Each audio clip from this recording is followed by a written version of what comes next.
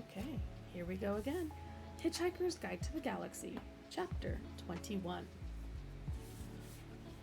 On the surface of Magrathea, Arthur wandered about moodily. Ford had thoughtfully left him a copy of the Hitchhiker's Guide to the Galaxy to while away the time with. He pushed a few buttons at random. The Hitchhiker's Guide to the Galaxy is a very unevenly edited book and contains many passages that simply seemed to its editors like a good idea at the time.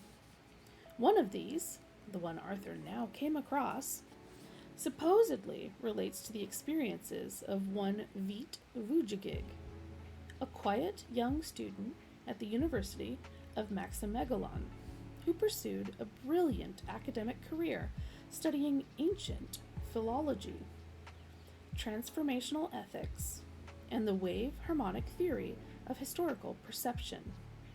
And then, after a night of drinking pan-galactic gargle blasters with Zaphod Beeblebrox, became increasingly obsessed with the problem of what had happened to all the ballpoints he'd ever bought over the last few years.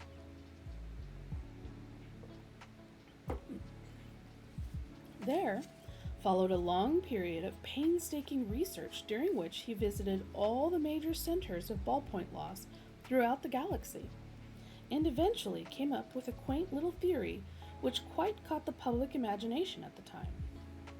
Somewhere in the cosmos, he said, along with all the planets inhabited by humanoids, reptiloids, fishoids, walking trioids, and superintelligent shades of the color blue, there was also a planet entirely given over to ballpoint life forms. And it was to this planet that unattended ballpoints would make their way, slipping away quietly through wormholes in space to a world where they knew they could enjoy an unequally ballpointed lifestyle, responding to highly ballpoint-oriented stimuli and generally leading the ballpoint equivalent of the good life. And as theories goes, this was all very fine and pleasant until Veit Vujagig suddenly claimed to have found this planet, and to have worked there for a while, driving a limousine for a family of cheap green retractables. Whereupon he was taken away, locked up, wrote a book, and was finally sent into tax exile, which in the usual fate reserved for those who are determined to make fools of themselves in public. When one day an expedition was sent to the spatial coordinates that Vujagig had claimed for this planet, they discovered only a small asteroid inhabited by a solitary old man who claimed repeatedly that nothing was true, though he was later discovered to be lying. There did, however, remain the question of both the mysterious 60,000 Alatarian dollars paid yearly into his Brantisvogen bank account, and of course, Zaphod Beeblebrox's highly profitable second-hand ballpoint business. Arthur read this and put the book down. The robot still sat there, completely inert. Arthur got up and walked to the top of the crater. He walked around the crater. He watched the two suns set magnificently over Magrathea. He went back down into the crater. He woke the robot up because even a maniacally depressed robot is better to talk to than nobody. Night's falling, he said. Look, robot, the stars are coming out.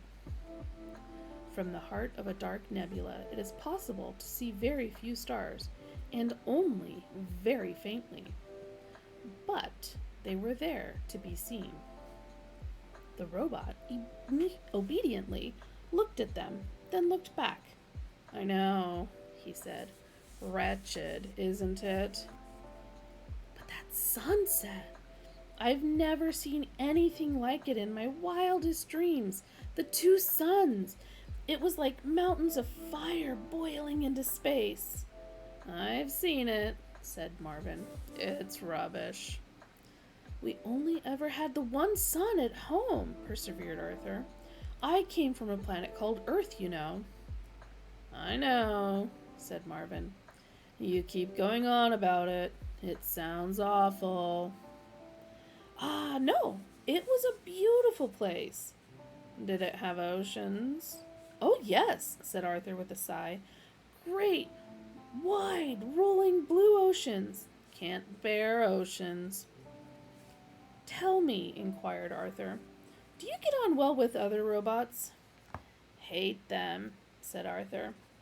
Hate them, said Marvin. Where are you going? Arthur couldn't bear any more. He had got up again. I think I'll just take another walk, he said. Don't blame you, said Marvin, and counted 597 billion sheep before falling asleep again a second later. Arthur slapped his arms around himself to try to get his circulation a little more enthusiastic about its job. He trudged back up the wall of the crater. Because the atmosphere was so thin, and because there was no moon, nightfall was very rapid, and it was, by now, very dark. Because of this, Arthur practically walked into the old man before he noticed him. And that is the end of chapter 21.